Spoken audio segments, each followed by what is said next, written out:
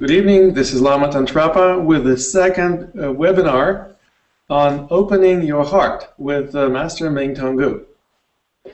Last week we had a wonderful video during which we discussed the ways to open your heart, why you would want to open your heart, and also the qualities of the person with an open heart. I believe that you must have resonated with the webinar that we presented last week, and that's why you are here today to watch the second webinar in a series of 4 events with Master Ming Tonggu. Welcome to our webinar, Ming Tong. It's great to have you on the line finally.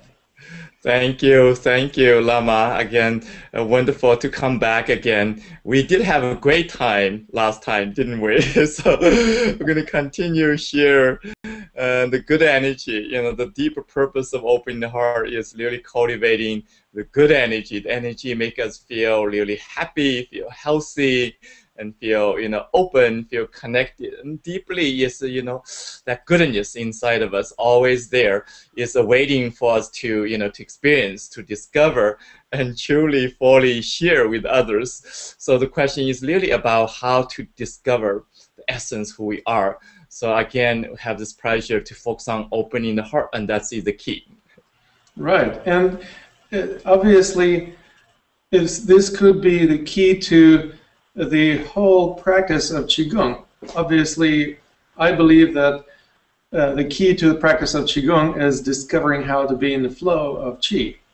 But opening the heart perhaps is the step towards being in the flow, because if you're not open in the heart and all the other energy centers, it's really not likely that you will be feeling the flow of Qi and allowing the flow to flow freely through your system and through your life.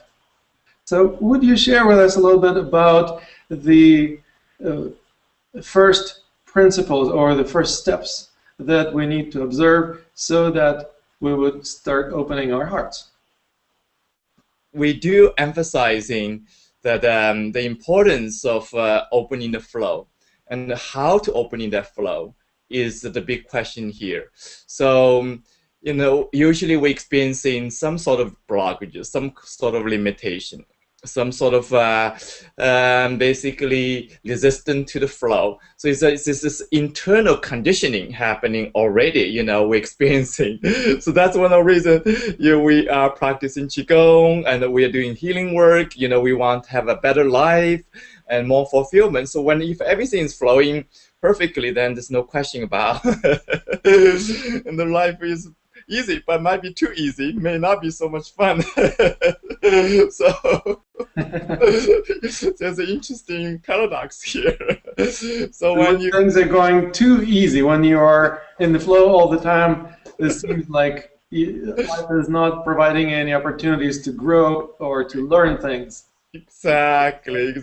Human being actually wants some challenge, and I think the very reason we're coming back to this life, into this body, is we are ready for some, another level of challenge beyond what we have gone through, whether in past life or in other form of life. But on the other hand, if you experience more and more the sense of being in the flow on a regular basis in your life, this is a confirmation that you are more awakened or more enlightened, because being in a flow or experiencing bliss in your life is one of the main distinctions of experiencing enlightenment. And obviously enlightenment is not a destination that you once reach and then you are in bliss all the time, but certainly as the process of becoming more and more awake, more and more enlightened, and with that you do experience the ease and the flow in your life a lot more frequently.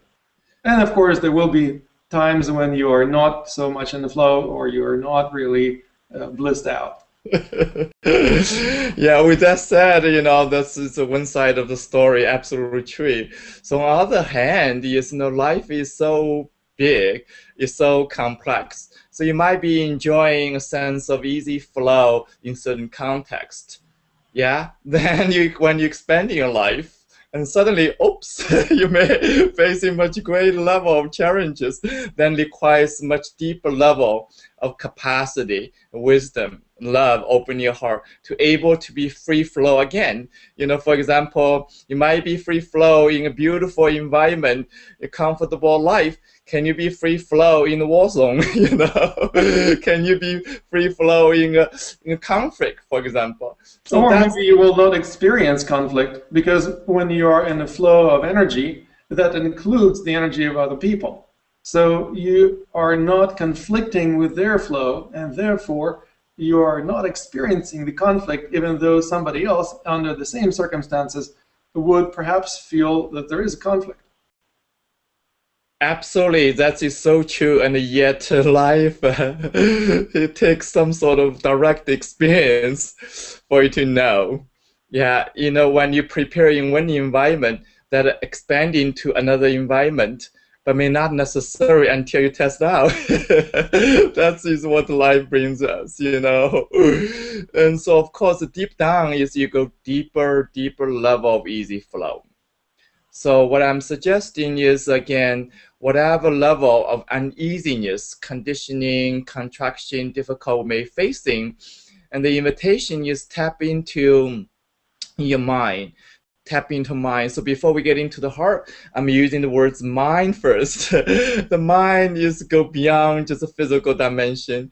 It's much more mystical and spiritual or astral. So tap into that first is allow yourself finding a new freedom.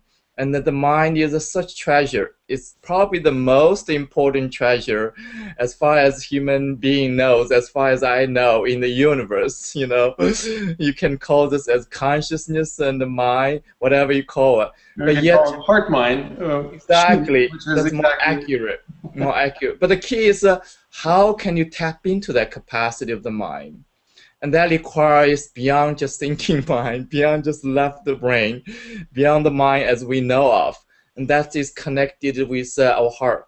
And actually connected with the entire body. There's a conscious field of energy. And that energy knows, that energy capable of not only knowing, but also connecting and transmitting, receiving the energetic information, which is responsible for all our experiences, responsible for our memories of the past, conditioning of the present, and unfolding of the future. So that conscious energy field is there, but yet we're thinking just here. Oh, it's this part, So the rest is kind of disconnected.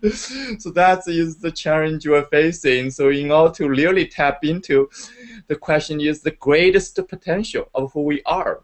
The very essence of who we are, we need to expand from here to downward, expand into our heart, expand into our heart. So the heart is Are you talking about two different kinds of mind? The one mind is associated with heart mind, and the other one is the mental right process in the brain. Right, exactly. So when you're going downward, up here is like it's like the mental activity most time. And when you come in downward, it's from the heaven realm come to the earth realm. Really, how to experience the life we're experiencing.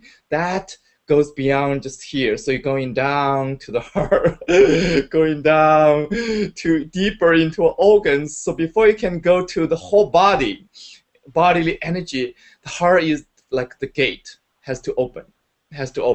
Otherwise, you cannot go further from here downward. Isn't that amazing? The heart is like the gatekeeper. There are times we have a wonderful thoughts, very enlightened thoughts, very easy flow thoughts, then encountering some challenge in our life, but for whatever reason, suddenly the heart just kind of shut down. Then our thoughts cannot function in the same way as we used to think. So some part of us not aligned with a total opening yet, total, creativity, total potential of healing transformation yet. So that's where the key. Keep opening, keep open. So what I'm suggesting is in order to realize the capacity of your mind, you need to connect with your heart. And you always have to be open, or do you have some times when it's more beneficial not to be as open? In other words, can you actually gauge the times when it's most appropriate, when it's less appropriate, and adjust accordingly. And of course, this is all relative. It's all relative. I think it's not about whether you keep open or closed. It's that capacity. The capacity be free from one way or another. Yeah, so it's the way you look at it, analogy with breathe in, breathe out. Yeah, so in order to breathe out, you have to breathe in. In order to breathe in, you have to breathe out. So literally for the heart, is really open all the time in order to the heart can even go in, go out. It's about going in, going out. So it's not about closing or open. It's not like black and white. So when I'm saying opening is a two-way of opening. One is opening externally, another is opening internally. So there are times you need to be more focused on opening internally, and also including maybe drawing a boundary out of self-love, nourishing yourself. Be conscious of your capacity, not overstretch yourself in the energy in whatever you do. So that is also important. But the key is that flow of energy is still happening. So when you, let's say, relatively concentrate to yourself, to your own need, but that flow of energy still opening in and out. So not just come in only, doesn't go out anymore. It's like, boom, you cut off from the world. And that's not necessarily fulfilling, also doesn't really have a good benefit for your health, for your heart even. So that free flow of energy. Many Qigong practitioners and Qigong books and other materials suggest that storing the energy or gathering the energy from the environment, gathering the energy from stars, moon, sun, as well as the nourishing it from other resources, and compacting or condensing the energy in the Dantian or similar energy centers is somehow beneficial for the practitioner, and that's the thing to do if you practice Qigong. Do you agree with that? And I absolutely agree, but I feel that is only part of the story. When you gain the energy from the universe, condensing into your body, into Dantian as a center, what is the purpose? The purpose is really continue flow. Because once you become strong enough, then you're able to share the good energy and share the good flow of life continuously.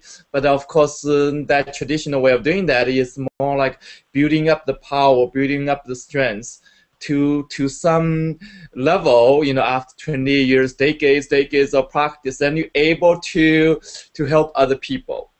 So that's his kind of traditional way of doing it. I think now we're in a different era, different timing, requires a new way of working. So in that particular case, I'm really appreciating this kind of Qigong, wisdom healing Qigong, is really an open system.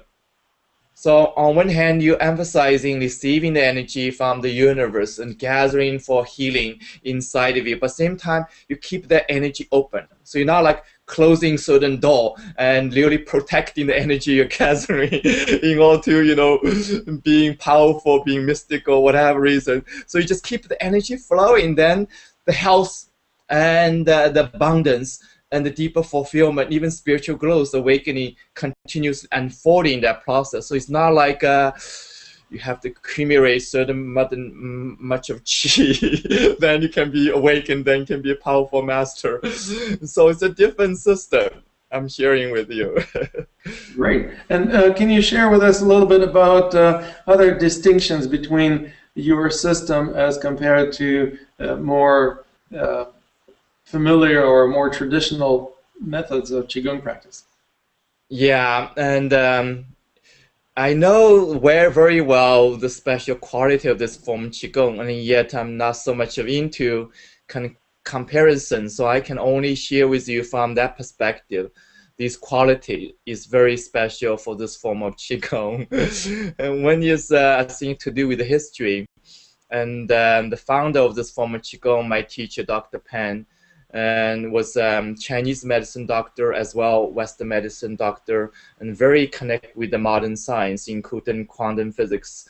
And so beyond and that, of course, he learned this form of, different form of Qigong from like 19 different masters, from Tao tradition, Buddhist tradition, and TCM tradition, as well martial art traditions, and also other folklore traditions.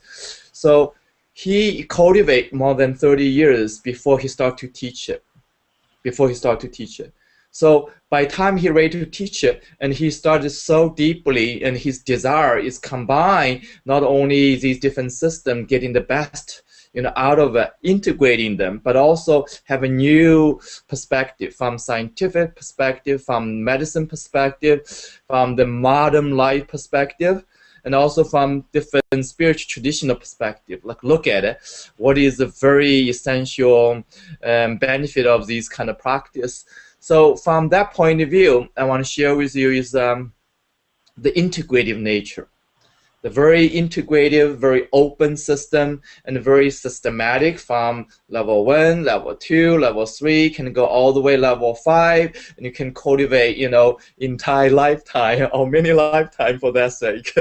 So that is the most important quality, and I feel so important personally for me, and also the way I'm sharing with the students. And the second is also to do with his background. He did a lot of research work, not just with himself, with not only 1,000 students, 1,000, million of students practice in China, and in the center, very condensed way, study the benefit, very scientifically study, measure the result, and realizing the 95% measurable successful rate. So from his deep desire, want to know how this works, what's the real result of it. So that become very important foundation for our work. It's a proving effectiveness. And come out of that is really working with all kind of awareness.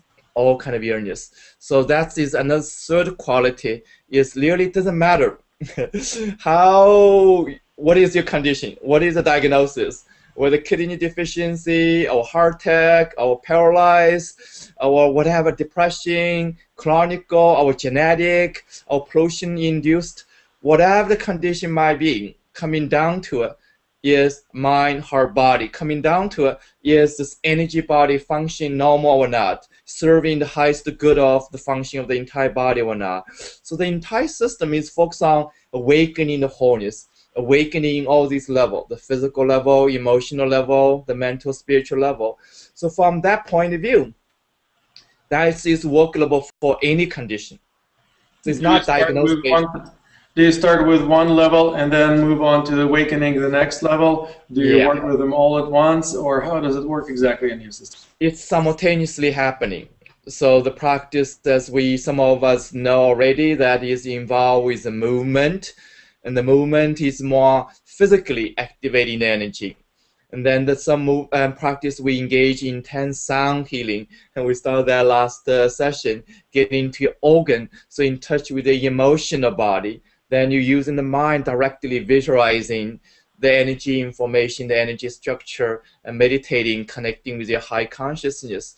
So that is simultaneously happening there. So whatever your capacity might be, some of us, might be physically more inclined, so then you can use that to access energy. Some of us, a singer, voice, musician, then you can use the voice, the vibration activating the energy. And of course, everyone can make this voice, to make this, deeper energetic vibration. And that's the beauty of it.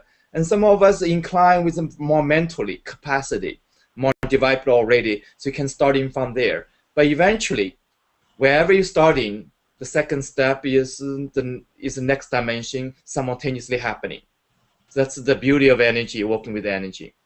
Great. So if people who are watching our webinar want to experience it firsthand, what are the experiential steps or practices that you would be able to share with us today? My way of teaching usually kind of going backwards from the most advanced to the basic.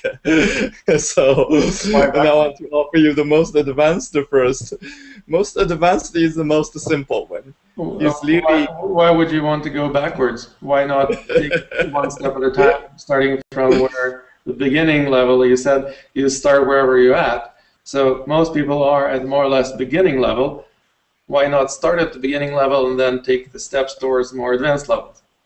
Doesn't matter where to start.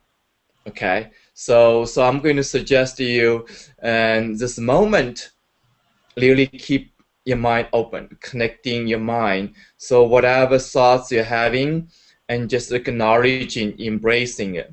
And then I'm going to, suggest for you to go deeper into your body, just acknowledging whatever sensation, feeling you're having inside of you. And the important part is not resisting the sensation. So whatever sensation, feeling you're having, comfortable, uncomfortable, really giving two quality.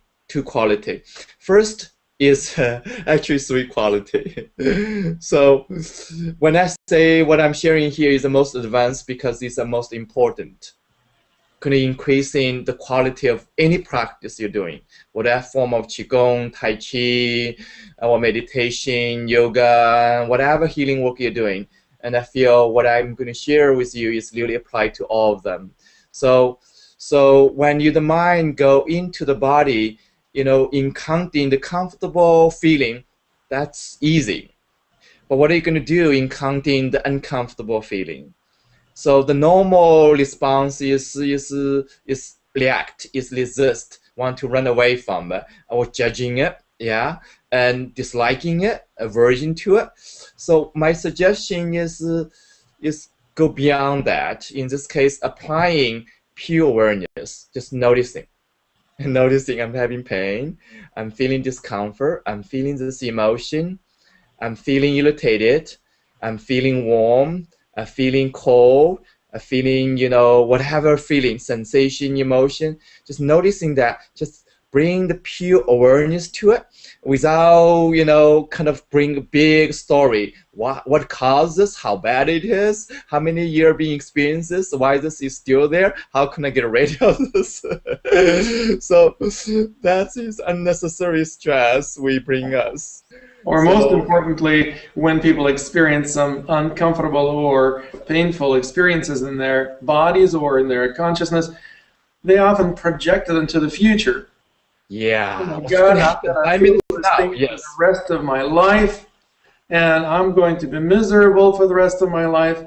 And that is how we create suffering. To creating unnecessary suffering. That's just the mind's work. The mind is so capable, can do good job, but also can do the job creating sufferings. So the second one is really going to your heart. The first amount to do is say mental capacity, just noticing with pure awareness. And second is going to your heart. Is really bring a gentle, soft, loving kindness to what you're feeling as difficult. You're meeting a friend, and that friend is inside of you. No matter whether it's good friend or bad friend, it's part of you. So what's your relationship? You can gently choose to be loving and be kind and be gentle. It's like instead of fighting, you're bad, I dislike you, I hate you. You say, oh, you're there, and maybe I can smile to you, maybe I can shake hand, maybe I can hug you gently, maybe I can come in closer. So that's right. So the state of war gets resolved by simply transforming the relationship within yourself. Yeah. Because nobody is hurting you other than yourself. If you're fighting yourself, you're causing yourself all the grief. Exactly. So not only we are co-creator our own life, our own health, but most time, unfortunately, we're not conscious of it. So when we bring the conscious mind in that way, and first again awareness, second is loving kindness, and the third is equally important. I call this creativity. So when you're feeling the discomfort, feeling the change, and you bring loving kindness to it, and can make huge change, but you can be more effective when you bring the third quality to it, is creating, envisioning what do you like to experience. It's like, on one hand, some things are happening in your heart, contracting, physically painful. in spite of this, you can still envisioning the pure light of your heart open, still envisioning the ocean of light as we talked about last time. Yeah, the source energy is coming to your heart, is awakening inside the heart, opening inside of inner cellular level. So in spite of pain, discomfort, your mind still can do that beyond the physical condition of your heart, beyond the old condition of your heart. You're activating some new energy, activating a new possibility, new experience come out of that. Right. Essentially, it's the type of daydreaming. What's interesting about it is that when the person is suffering, when the person is in pain and is thinking, oh my God, I'm going to be feeling this miserable sensation for the rest of my life, that's the kind of daydream they're involved in. That's the kind of thinking about the future that they are creating. So how do you transition from this type of a nightmare of a daydream towards a more pleasant daydream in which you are thinking of what it is that you would like to experience? So again, that's the 3-step. Coming back is first is awareness and accepting it without bringing actual suffering, actual story. And the second is really bring the loving kindness to it, compassion to it. I'm feeling difficult. I'm crying. I'm feel challenged in here. I'm feeling, really, need some help. Whatever might be, the compassion. Yeah. Then from there, then the inner resources start awakening in a deeper level, beyond the mental, beyond the story, beyond the conditioning. Then you can really envision the new energy, new possibility. So that's the 3-step I like to suggest for you to apply. So what I mentioned is using these 3 steps for all other form of practice of Qigong. And that's the essential essence, the mental work, the hard work, and the energetic attitude. So that is the most important foundation as well, advanced stage, basically. If you can do that, then any other practice, whatever level of practice become more effective, more powerful. So when you do the movement, if you're rotating your body, rotating your spine, whether you're sitting on the chair or standing up, you can follow me, for example. So you're standing comfortably with feet shoulder width and feet parallel to each other. So you can gently lifting the arms up in front of you, just in comfortable position. So that depends on your physical capacity. So you might noticing the heaviness and the pain, discomfort, and in this process. So again, not resisting this feeling. Yeah. So you start to bring relaxation into it with pure mindfulness, relaxing the shoulders downward, relaxing the elbow downward, and finger pointing to each other, as if you're holding a ball of energy. So again, when you're feeling the intensity of your shoulder arm, just smile into it. So when you smile into that feeling, you bring loving kindness to it. Now the next step is envisioning the new possibility. So imagining, visualizing your arm as column of light, as circle of light. So let's starting with your mind focus on the left hand. Then imagining here, a circle of light goes into the left arm, to the elbow, to the shoulder. Then to the right shoulder, continuously to the right elbow, right hands, right hands. So continue to the energy ball between. So you're making the best effort, visualizing, envisioning that circle of light. Then you begin to noticing a new sensation, new feeling, a sense of aliveness, openness, tingling sensation. And that's the creativity. That's the empowerment. So then we're going to continue to do some movement. So we're going to spine and rotating to the left side. Comfortably follow me. Twisting from your hip. Then making the best effort, rotating your spine internally, making your own best effort, whatever your own best effort might be. Then you're relaxing, totally relaxing, letting go of any effort. Just letting go. So the body can naturally bouncing forward halfway. Then again, making the best effort, rotating, initiate the movement from the base, the hip, then the spine upward to the shoulder. Then you're letting go, and the body bouncing back and halfway. So let's continue, go to the right side. Circling mindfully, making the best effort.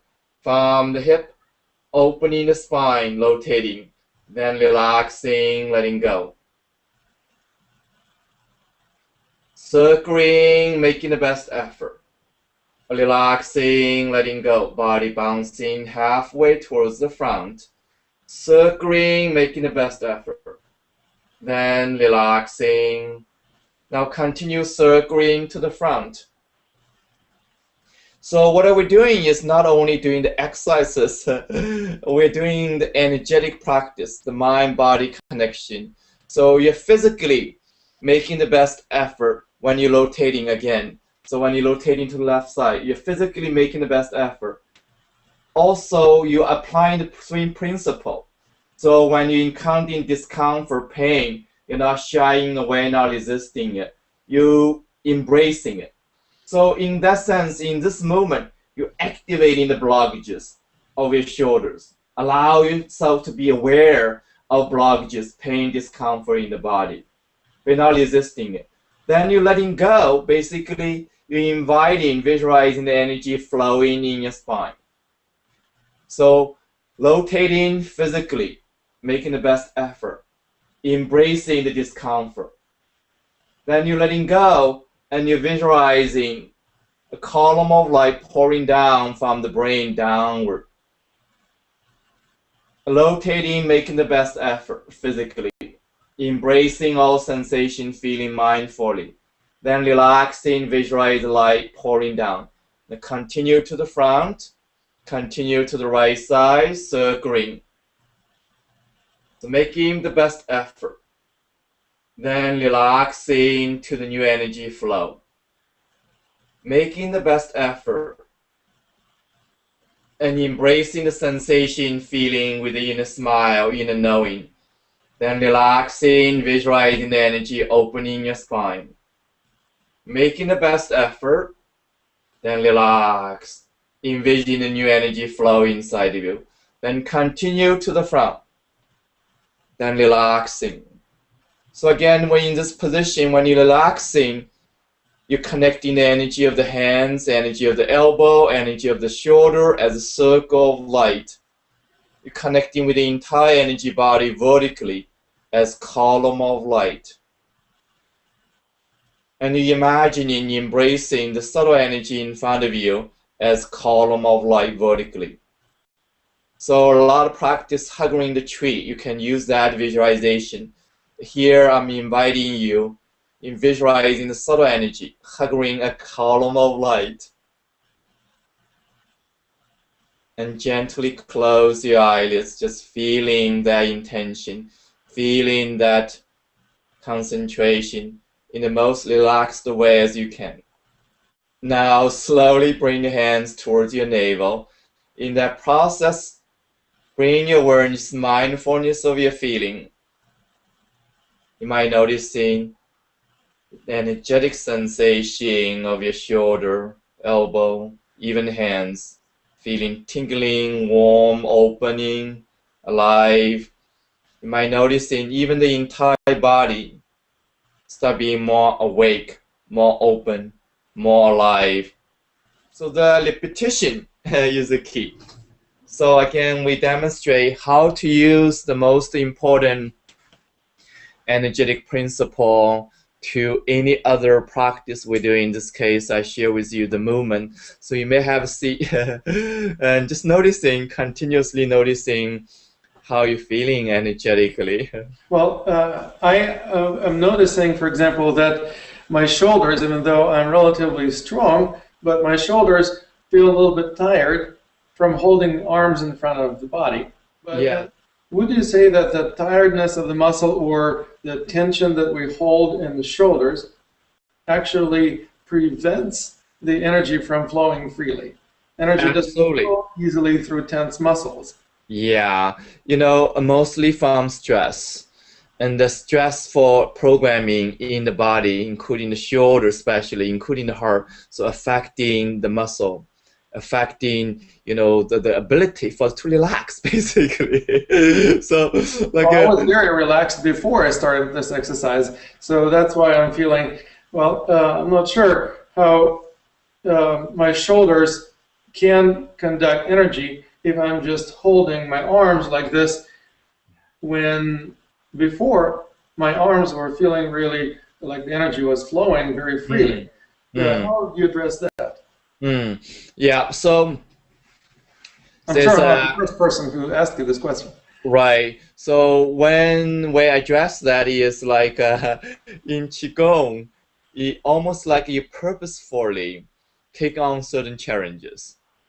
And challenge movement, change position, challenging position, even challenging meditation, so that you can truly improve your capacity, the physical body capacity, the mental body capacity, and so on. So that is one of these beneficial challenges.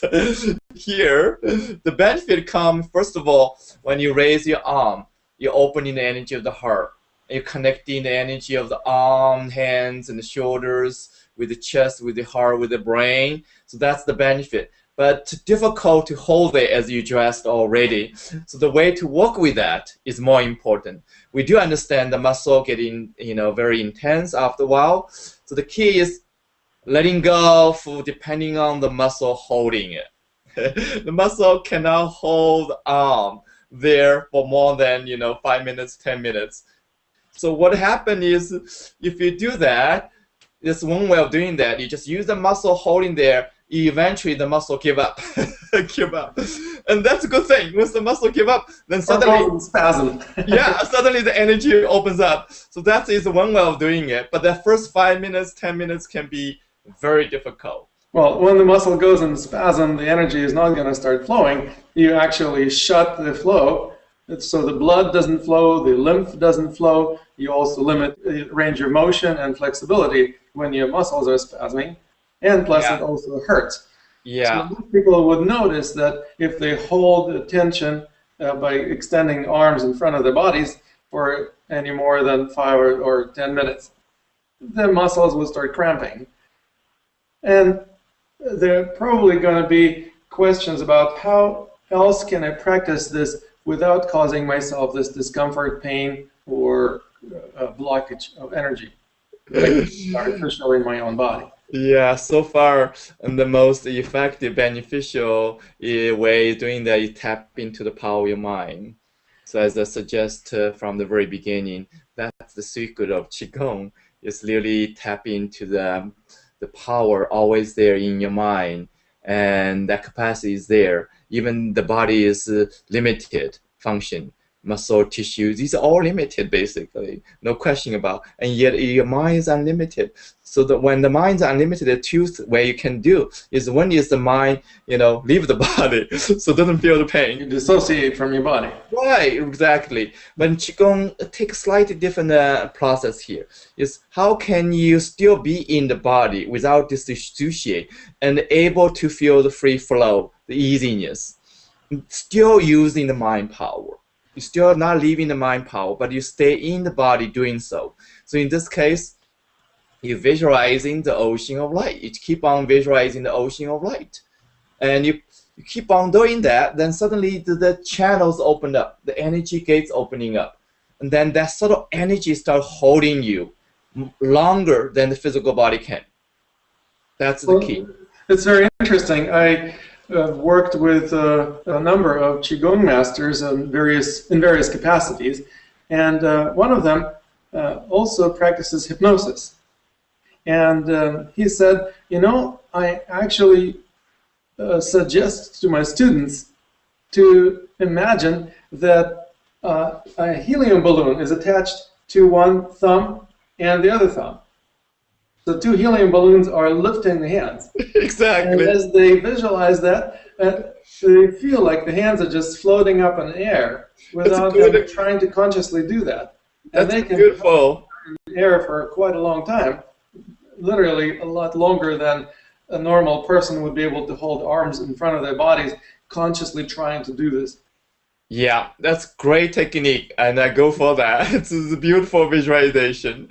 So again, also you're doing the movement. So in this case, if you start in the beginning doing this position, will be very hard. I won't suggest for beginning students holding this position. You might want the hands, on. If you do standing meditation, some of you learn already hands around the navel, then gradually increasing upward further. So that will be kind of progressive step. But in this case, what we're doing is not just holding the position. We are rotating.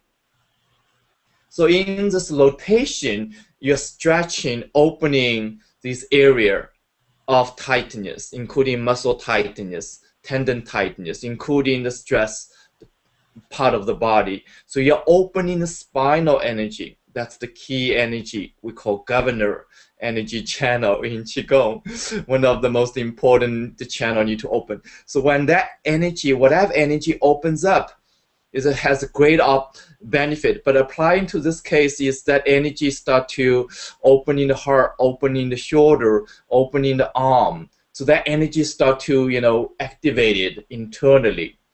Right, and let me just clarify for a moment, if you don't mind. That the governing channel or governing vessel is the channel that goes along the midline of the back, and the thrusting vessel is actually that vertical channel that goes inside the body from the top of the head down to the perineum, Huyin point, and then all the way down to the center of planet Earth. So that is the thrusting vessel that around which we're rotating, correct? Not the governing vessel. Or is it the governing vessel that we are rotating around that is on the surface of the skin? So there's 3 stages involved. In the beginning stage, I would suggest students really focus on just spine, the physical spine. So focus on really the vertebrae opens up. So you start in the low back opens up, then the middle back opens up, then the upper back, neck area opens up. Really focus on the physical opening. You can feel the energy, but the main effort focus on the physically opening. Yeah. Then the second step is focus on the entire spine as light. And so you're rotating around. You think of like that's the entire spine as light is rotating itself, initiating this movement. Yeah. Then the third step is going to the central channel. Yeah. So that's the 3 step, and I would suggest from the system. So the central channel is the same thing as the Tai Chi pole in Tai Chi terminology, or is in Chinese medicine? So let me quickly summarize kind of the view I experience is so the most popular view of the microcosmic is the conceptual in the front goes down, and then in the very back about 1/2 inch into it, and then that is kind of running in the back, so that is the governor channel. Okay. And that's the energy channel that you're talking about in terms of opening it up and allowing energy to flow freely through it. Is that correct? Yeah, and basically I think involved with all these channels opening up. Yeah. To round up our discussion today, what would be the next step? I guess since you're going from the advanced towards beginning, then what would be more beginning step that our viewers would be able to enjoy? Right.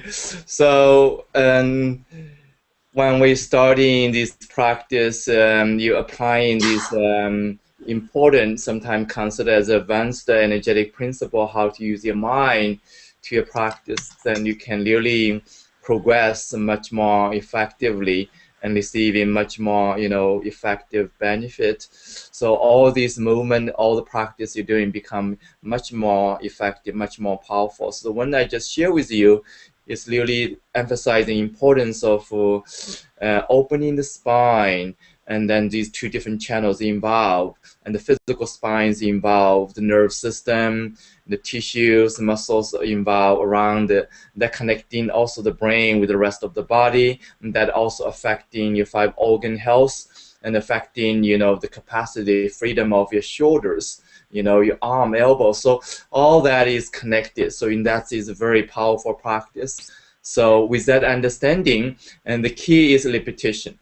It's repeating over again. So that is another. How many another times do you suggest repeating? I understand that there are different styles of Qigong that have different perspective on how many repetitions are effective. What is your opinion on that? My opinion is repeat as many as you can. Just till you drop? But repeating it with loving kindness, repeating it with really mindfulness, repeating it with a true purpose. Is there going to be any indicator that you have achieved a certain level at which you can stop doing it? Like, when do you actually finish your exercise?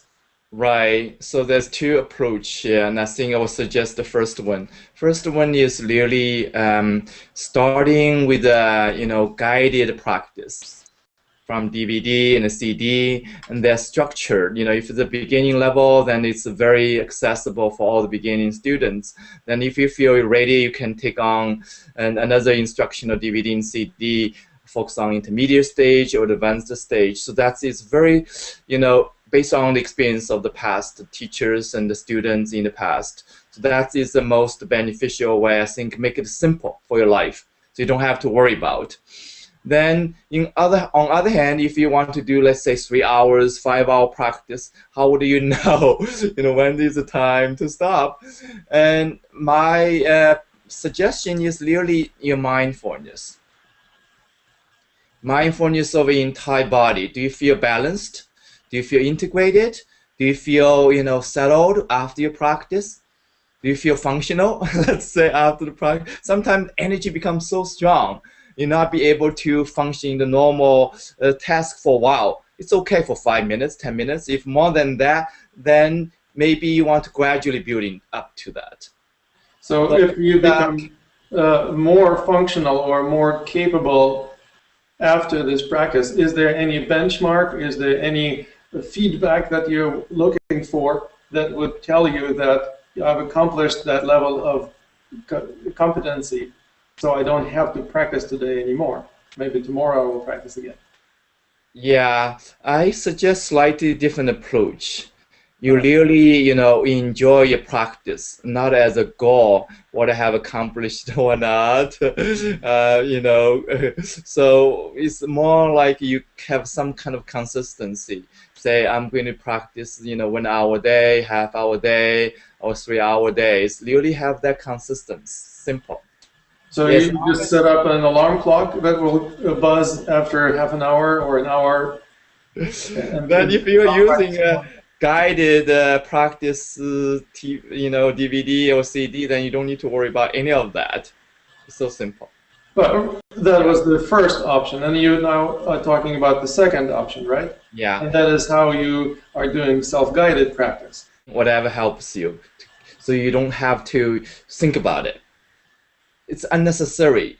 I thought we're doing it mindfully, so that's how you do it mindfully. You engage your mind in understanding what's happening, just level of exercise. Yeah. Beautifully said. Good. So the results that you're looking for at the end of the practice are what, becoming more balanced, feeling more flow of energy, right? So first, the most important result, if you start feel after each session of practice, is more relaxed, more relaxed. And the second feeling is like it's more connected. It's like really more intimate with yourself, more aware of your bodily sensation, bodily awareness, bodily presence, your energy in your mind, almost like they're all connected, it's having this deeper conversation. Yeah, that feels good. Naturally feel at peace with yourself. So not fighting the war with yourself. That's the second piece important. And the third is, as you mentioned, is more energy flow. More energy is available, more sensation of energy, more direct experience of energy. And come out of that is also feeling of happiness. And that feeling of happiness is coming from when the energy is alive, awake, open, and then you just feel happy. You don't have a reason. Just like in the morning, every life, all life on the planet Earth, awakening to the sun, rising up. Yeah, just feel happy.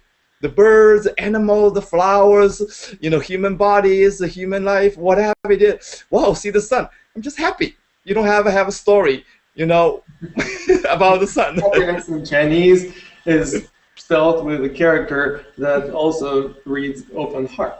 Yeah, exactly. And that's the beautiful thing. Yeah. Well, if you don't mind, I would like to clarify just two little details. One is, how about breathing? Do you consciously engage your breathing in this particular practice? Actually, that's a good question. No, we don't.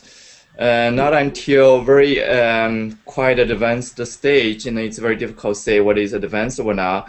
It's really the confidence. It's like if you're bodily, physically very relaxed, then you're able to do this advanced breathing technique in really most effective, beneficial way. Otherwise, man might be in the way actually. So that's its kind of approaching this system. So what are we doing here is using the mind, using the movement, using the sound to relax yourself, to opening the energy. In that process, you start to breathe in much deeper, much softer, much more aware. So it's a kind of different part. Using other methods to induce the breathing instead of using the breathing to induce the bodily energy function. So it's a spontaneous kind of breathing that will naturally occur as you engage your body in a mindful type of practice. Exactly. Yeah. Wonderful.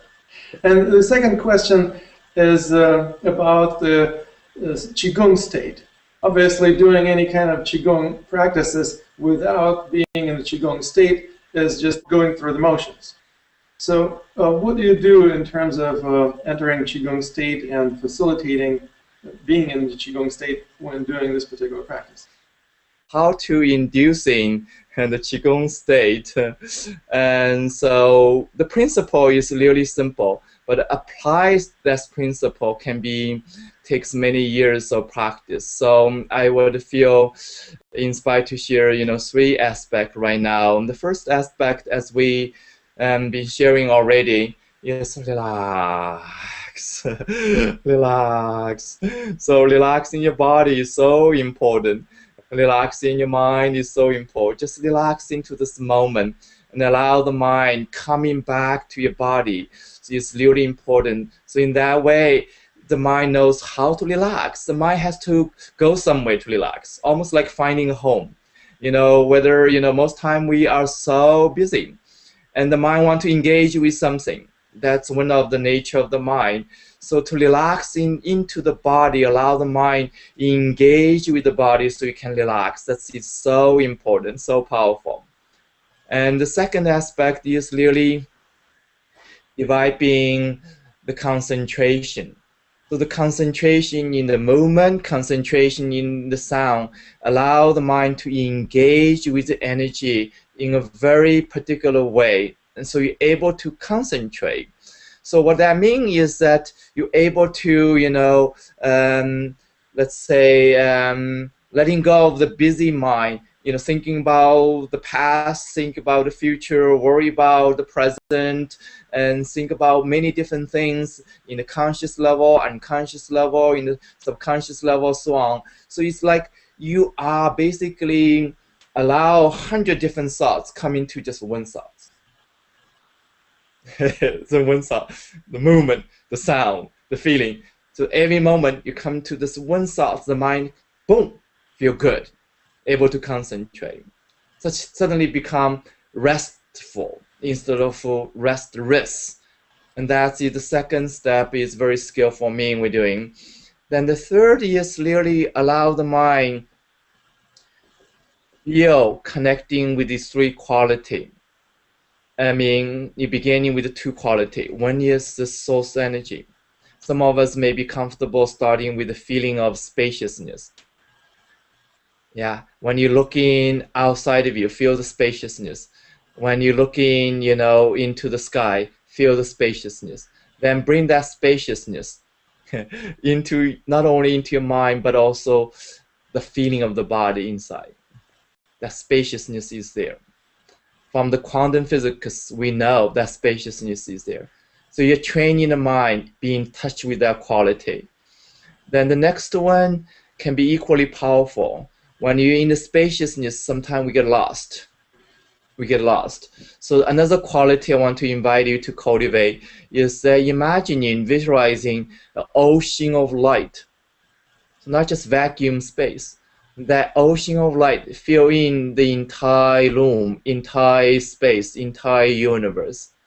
The universe outside of you, the universe inside of you, all filled with the same ocean of light, even invisible, formless energy of the universe. And that's the sweet skill for me I want to share with you. And I do trust you can get an incredible result when you do that. So such a pleasure to share with you. Thank you so much, Mingtong. It's been a pleasure to experience your practices today. And I want to remind our listeners that you are welcome to participate in this special event Master Mingtong Gu is offering in collaboration with several other masters and thought leaders. On this Sunday, March 3rd, there's going to be a special event located in California, and you can find out more about it by visiting qicenter.com and registering for that event. And it is actually a special discount that Mingtong Gu is offering to the participants in our webinars. When you're registering, you can enter a discount code, OYHLT. The discount code is OYHLT. And you will receive all capital. They're all capitalized. Yes. Excellent.